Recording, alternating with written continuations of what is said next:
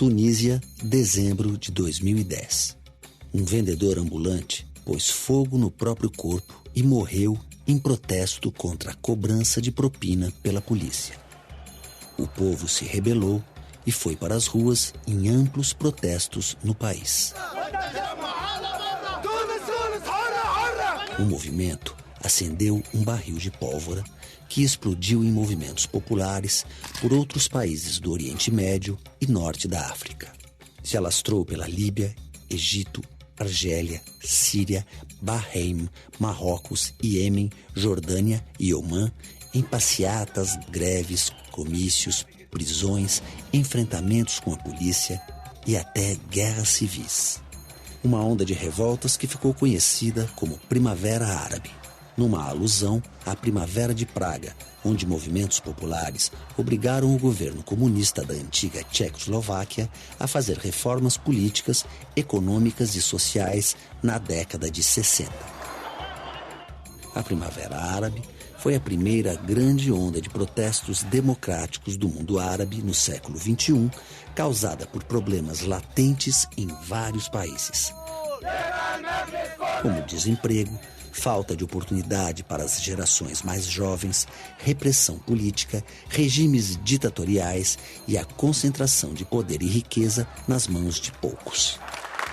Diante desse quadro de aumento da violência, né, o que nós temos no mundo acontecendo hoje na política internacional?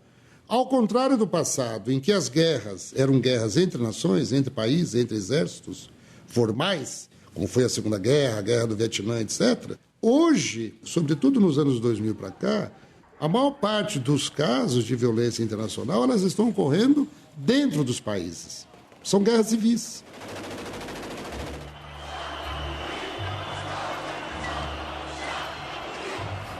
A Primavera Árabe chegou como um furacão político em alguns países. Em semanas, derrubou ditadores há décadas no poder, como o presidente Zine al-Abidine Ben Ali, da Tunísia, Hosni Mubarak, do Egito, e Muammar Gaddafi, da Líbia.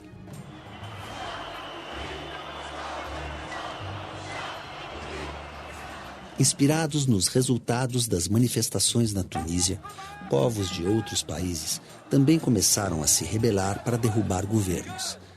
Na Síria, para depor Bashar al-Assad. Na Argélia, para tirar Abdelaziz Bouteflika. Em Omã, para destituir o sultão Qaboos bin Said.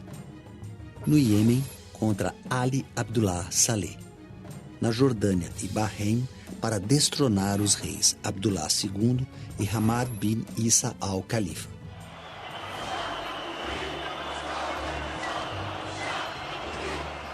Na Líbia, Egito e Tunísia, a Primavera Árabe conseguiu rápidos resultados. O povo da Tunísia derrubou e prendeu o presidente Ben Ali por desvio de verbas, corrupção e fraudes. O país instalou um novo parlamento, convocou eleições e escreveu uma nova Constituição considerada uma das mais progressistas do mundo árabe. No Egito, a Primavera Árabe foi chamada de Dias de Fúria. Em 2 semanas de protesto, o movimento levou à renúncia do presidente Hosni Mubarak. Os militares chegaram a essa conclusão: olha, Mubarak vai ter que descer, apesar dele ser homem nosso, ele vai ter que descer do poder, porque não queremos reprimir a população. Então, foram os militares que de fato tiraram Mubarak, pressionados pela população. Depois da saída de Mubarak, uma junta militar assumiu temporariamente o poder no Egito até a realização de novas eleições, que levou ao poder o candidato da Irmandade Muçulmana Mohamed Morsi, que em pouco tempo também foi deposto.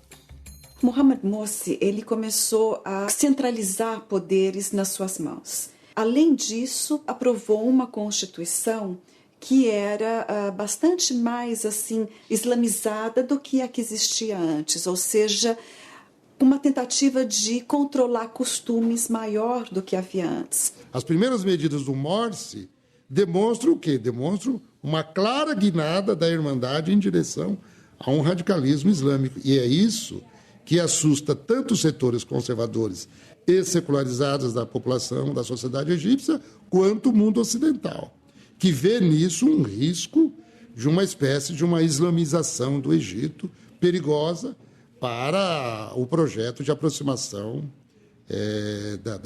da democracia egípcia ou da cena política egípcia com o Ocidente. Isso, ao mesmo tempo em que desagradou toda essa juventude, essa vanguarda revolucionária, também entrou em conflito com os militares, que continuaram sendo ali, no pano de fundo, né, nos bastidores, o alicerce do regime. Eles nunca deixaram de ser. Então, Mohamed Morsi conseguiu se desentender com militares e conseguiu se desagradar a vanguarda revolucionária egípcia.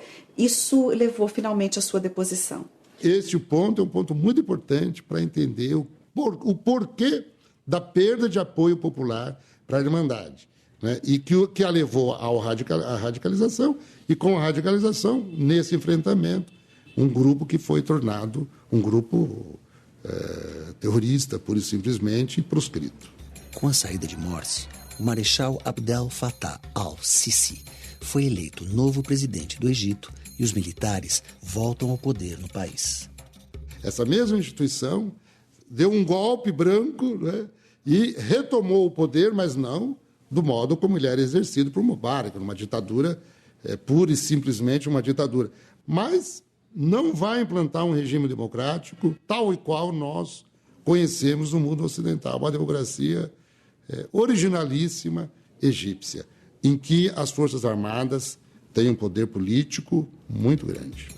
Os protestos no Egito continuam entre os que são contra a volta dos militares ao poder.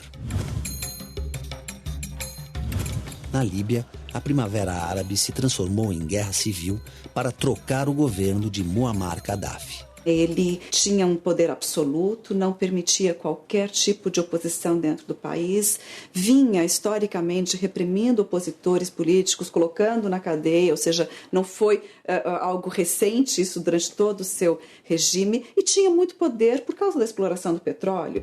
A situação na Líbia se agravou tanto que a OTAN, Organização do Tratado do Atlântico Norte, interferiu no conflito, aprovou o envio de armas aos rebeldes e a entrada de tropas estrangeiras no país em apoio às forças civis.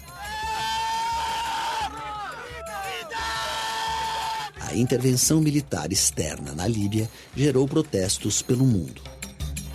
Dificilmente uma intervenção externa vai estar em sintonia exatamente com o que a população quer. E a democracia significa deixar que a população busque o seu caminho, que ela se autodetermine, que ela, enfim, dite as suas necessidades. Então tem uma parcela, não é, da comunidade internacional que acha, não, deixe que eles se matem, porque nós não podemos intervir nos assuntos internos de um país. Escuta, mas é um ditador que está lá há 40 anos, sanguinário, mandando tanques atirar em jovens desarmados no meio da rua. Nós vamos permitir isso? Então, as intervenções externas, quando dizem que vão levar a democracia, lamentavelmente, não é isso que de fato acontece. Tem uma agenda política, que é uma agenda ditada pelo interesse externo e não pelo interesse da população. Por que é que houve intervenção na Líbia e não na Síria? Porque a Líbia tem petróleo e a Síria não tem. Eu quero dizer que há limites para a não intervenção. Não há nenhum princípio de soberania que justifique que uma ditadura sanguinária massacre o seu povo, enquanto a comunidade internacional assiste passivamente a esse tipo de coisa. Nos confrontos, Gaddafi foi morto. O país formou um governo transitório, passou o poder ao parlamento e ainda vive violentos protestos de grupos fortemente armados nas ruas. E como explicar a Primavera Árabe em tantos países ao mesmo tempo?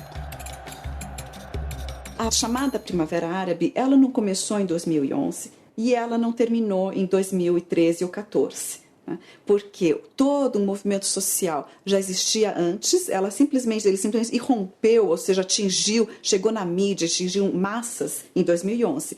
Mas desde 2005, pelo menos no Egito, a gente vinha de um processo contínuo de lutas sociais, greves de trabalhadores e assim por diante. A Primavera Árabe formou uma sociedade em rede com a ajuda da internet. Mas eu acho que essa coisa da imagem em tempo real é muito forte. Então, a informação e a imagem. em tempo real. Quer dizer, você ir lá no meio da manifestação, enfrentando a polícia, apanhando da polícia e aquelas imagens sendo transmitidas. Essa conectividade e a possibilidade de que as pessoas possam se organizar agora através dessas redes virtuais, não necessariamente em partidos, aquela coisa mais convencional da política. Esse foi o fator diferencial na Primavera Árabe. E a população teve um ganho importante, que é o ganho de experimentar reivindicar os seus direitos, de se politizar, de discutir política, de ir para as ruas. Então, esse ganho social, ele permanece. Sem dúvida nenhuma que esse é o novo mundo da política. A Primavera Árabe teve começos iguais, desfechos diferentes e, em alguns países, nem terminou. Hoje, as revoltas árabes, em geral, não só no Egito, mas nos outros países, estão sofrendo um processo de contra-revolta, de contra-revolução, enfim, uma volta a um fechamento até maior do que havia antes, dada a necessidade, pelo ponto de vista dos regimes, de reprimir e tentar acabar com o movimento de vanguarda da juventude, da população que estava e ainda está clamando por maior liberdade e direitos, enfim, justiça social. Há uma tentativa da parte dos países da União Europeia, sobretudo França, Itália, Inglaterra, Alemanha, os países da União Europeia e da OTAN, né? E da parte dos Estados Unidos, de, se não dominar a direção desse movimento, mas tentar orientá-lo para convergir com os interesses do Ocidente. O exercício da democracia é um desafio permanente que só se aperfeiçoa quando é exercida e onde o ideal deve ser o bem-estar de todos. Para se criar democracia, não basta haver eleições. É preciso criar ou recriar, construir e reconstruir instituições, partidos, sindicatos, associações, liberdade religiosa, direito às minorias, então direito de organização, de manifestação, direito ao estudo, direito ao trabalho, direito de ir e vir. Esse direito não basta você ter uma Constituição formalmente democrática, é preciso que essa Constituição encontre respaldo na vida cotidiana dos cidadãos.